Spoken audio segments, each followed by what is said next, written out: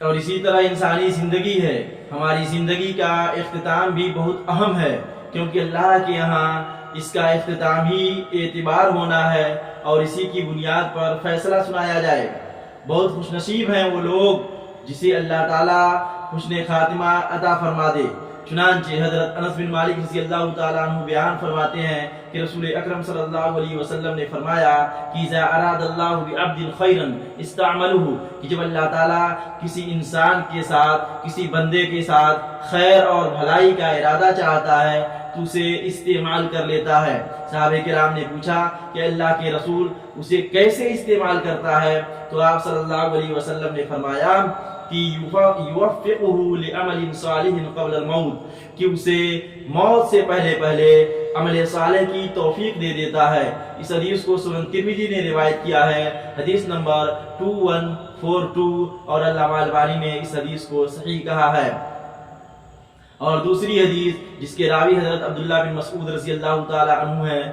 روایت ہے کہ رسول اللہ صلی اللہ علیہ وسلم نے فرمایا کہ فَإِنَّ أَحَدُكُمْ لَيَعْمَلُ بِعَمَلِ أَهْلِ الْجَنَّةِ حَتَّى لَا يَكُونُ بَيْنَهَا وَبَيْنَهُ إِلَّا ذِرَاعٌ فَيَسْبِقُ عَلَيْهِ الْكِتَابُ فَيَعْمَلُ بِعَمَلِ أَهْلِ النَّارِ فَيَدْخُلُ النَّارَ۔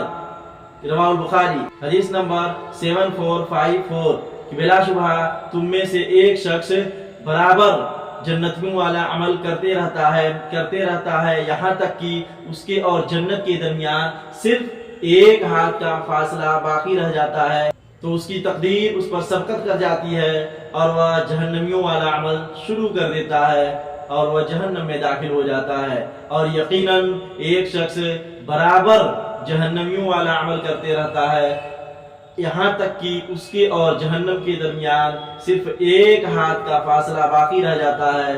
پھر اس کی تقدیر اس پر غالب آتی ہے اور وہ جنتیوں والا عمل شروع کر دیتا ہے اور وہ جنت میں داخل ہو جاتا ہے۔ اس حدیث کا مطلب یہ ہوا کہ بندہ اپنی زندگی کے آخری کام سے پہچانا جاتا ہے، اسی کا اعتبار کیا جاتا ہے اور اسی کی بنیاد پر اس کا فیصلہ سنایا جائے گا۔ اس حدیث کی مزید وضاحت دوسری حدیث سے ہوتی ہے جس کے راوی حضرت سہل بن سعد رضی اللہ تعالیٰ عنہ ہے کہ رسول اللہ صلی اللہ علیہ وسلم نے فرمایا انما الاعمال بالخواتیم، کہ اعمال کا دار و مدار اختتام پر ہوتا ہے، خاتمے پر ہے۔ اس حدیث کو بخاری شریف نے روایت کیا ہے، حدیث نمبر 6607۔